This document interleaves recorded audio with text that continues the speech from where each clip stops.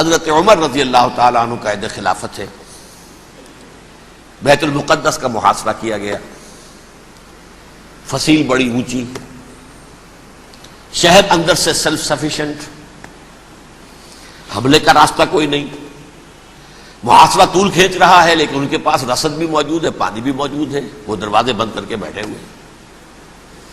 بالآخر اللہ تعالیٰ کی مشیت کا ظہور کیسے ہوا؟ ان کے کچھ علماء آئے فصیل پر، کہا دیکھو مسلمانوں، تم قیامت تک بھی یہاں پڑے رہو گے محاصرہ کر کے ہمارا، یہ شہر فتح نہیں ہوگا۔ ہاں ایک درویش بادشاہ کے ہاتھوں یہ شہر فتح ہونا ہے، لیکن تمہارے اندر ہمیں وہ نظر نہیں آ رہا۔ ابو عبیدہ بن الجراح رضی اللہ تعالی عنہ امین هذه الامہ، ان کا فوراً ذہن گیا وہ درویش بادشاہ مدینے میں بیٹھا ہوا ہے عمر رضی اللہ تعالی۔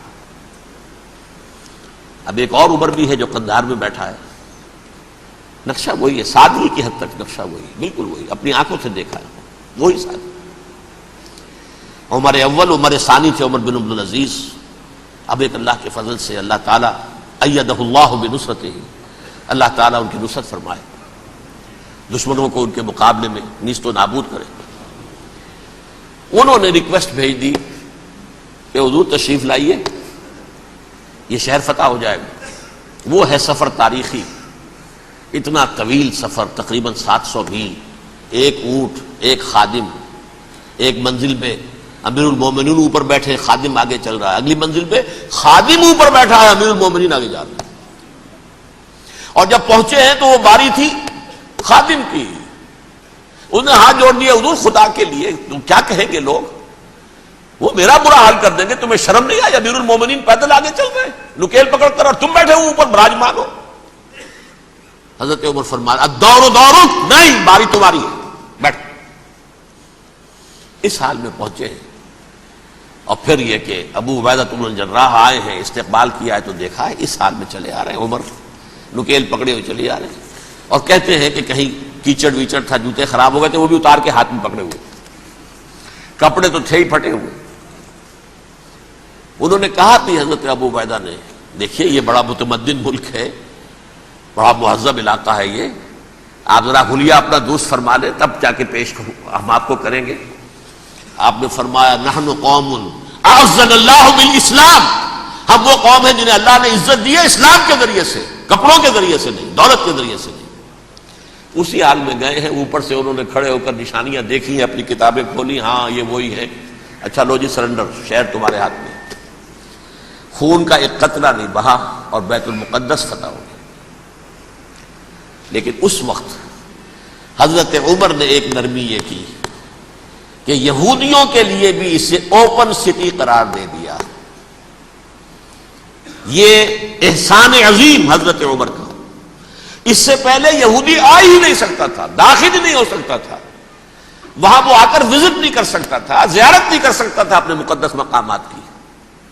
حضرت عمر نے یوں سمجھیے کہ تقریباً 550 برس کے بعد ان کے لیے راستہ کھولا ہے کہ ہاں تم آ سکتے ہو، زیارت کر سکتے ہو۔ لیکن یہ عیسائیوں نے لکھوایا معاہدے کے اندر، انہیں یہاں آپ آباد ہونے کی اجازت نہیں دیں گے، لیکن کم وزٹ دی پلیسز، دیکھیں زیارتیں کریں اور جائیں۔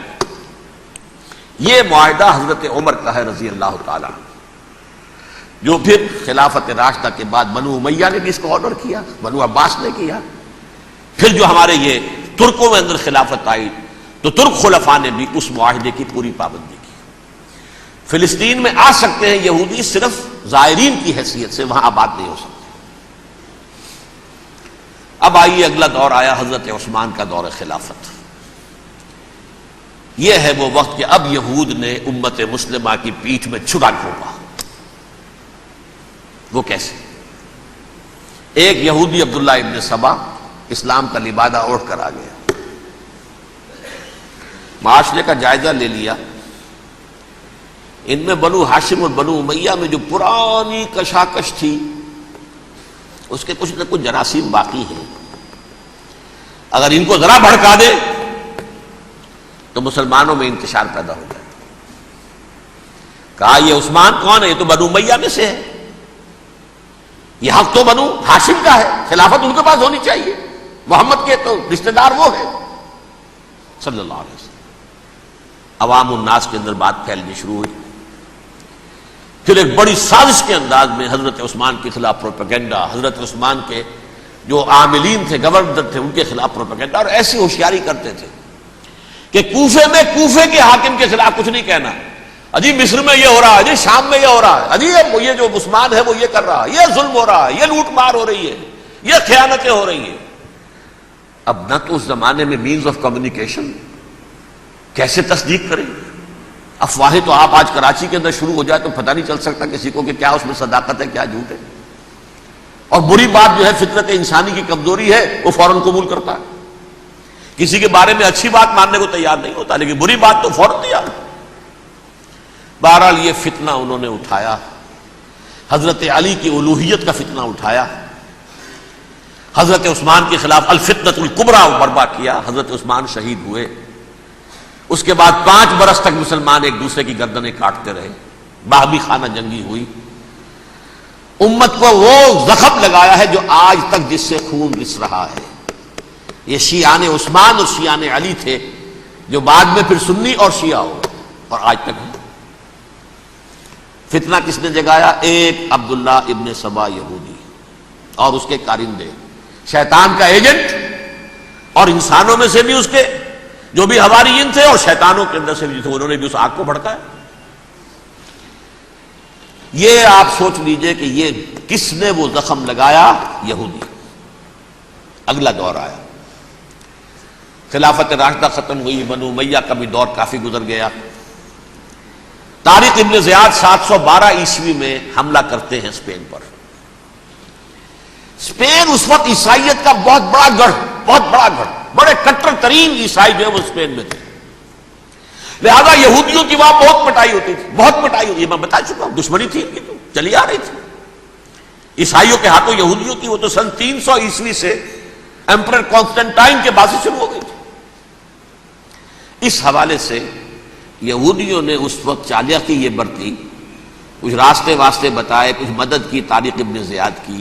طارق ابن زیاد نے انہیں اپنا محسن سمجھا، ہسپانیہ فتح ہو گیا تو یہودی چونکہ محسنین کی فہرست میں آ چکے تھے، انہیں بہت اقتدار نصیب ہوا، بڑی سپورٹ مسلمانوں نے دی۔ ان کے بڑے بڑے علماء جو اسی دور کے اندر پیدا ہوئے، بڑے بڑے تھنکرز ان کے اسی دور میں پیدا ہوئے۔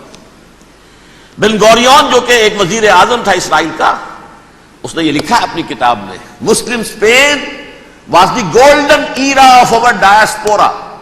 وہ ڈائسپورا جو 70 عیسوی سے شروع ہوا تھا اور 1917 عیسوی تک جاری رہا ہے، اس میں سے گولڈن ایرا ہمارا جو تھا وہ مسلم اسپین تھا، ہسپانیہ میں بیٹھ کر ہم نے عیش کیے۔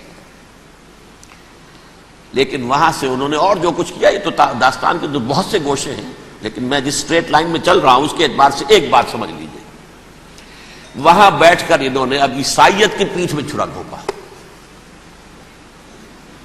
پروٹیسٹنٹ مذہب پیدا کیا، تقسیم کر دیا، جیسے شیعہ سنی کی تقسیم، عبداللہ ابن سبا، رومن کیتھولک اور پروٹیسٹنٹ کی تقسیم، یہودی علماء۔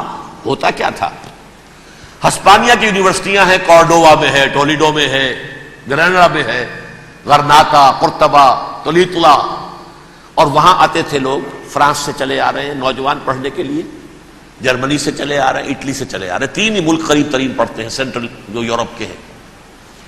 یہاں پر جو ہے وہ اسلام جو نور پھیلا رہا تھا اس سے بھی مستفیض ہوئے، جہالت کے جو ہے پردے ان کے وہ چھٹے، اس کے ساتھ ہی وہ یہودی وہاں ان کے اندر جو جراثیم داخل کر رہے تھے وہ اس عیسائیت کے خلاف بغاوت تھی جو اس وقت دنیا میں